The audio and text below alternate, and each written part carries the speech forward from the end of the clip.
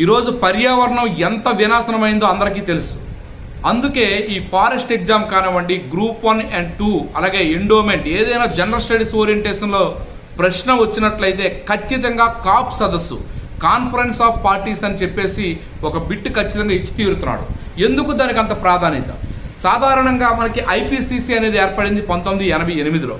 ఈ సంస్థ ఏర్పడిన తరువాత ఈ యొక్క భూగోళం వేడెక్కడానికి ప్రధాన కారణం మానవ చర్యలే అని చెప్పి ఆ సంస్థ సూచించింది.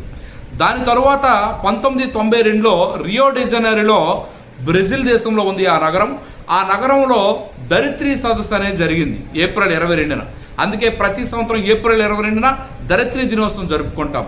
అక్కడ తీసుకున్న నిర్ణయం ఏంటంటే ఖచ్చితంగా ప్రపంచ దేశాలన్నీ సంఘటితంగా ఖచ్చితంగా ఈ పర్యావరణాన్ని మరలా పరిరక్షించుకోవాలి.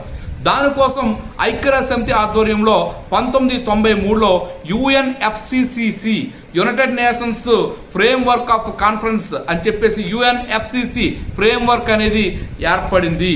దీని ఆధ్వర్యంలోనే మనకి తొలిసారిగా 1995లో బెర్లిన్లో, జర్మనీలో కాప్ సదస్సు, కాన్ఫరెన్స్ ఆఫ్ పార్టీస్ అనేవి స్టార్ట్ అయ్యాయి.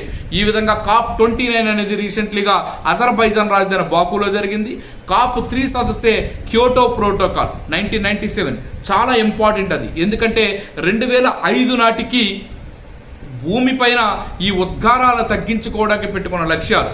అలాగే కాప్ 21 2015లో పారిస్ ఒప్పందం, ఇది కూడా 2001 నాటికి ఈ యొక్క భూమి యొక్క ఉష్ణోగ్రతను 1.5 డిగ్రీల సెంటీగ్రేడ్ లేదా 2 డిగ్రీ సెంటీగ్రేడ్ తగ్గించాలి, లేదా కనీసం 1.5 డిగ్రీల సెంటీగ్రేడ్ తగ్గించాలనే లక్ష్యంతో ఈ కాప్ సదస్సులు జరుగుతున్నాయి. సో దీనిపైన ఖచ్చితంగా బిట్ వస్తుంది.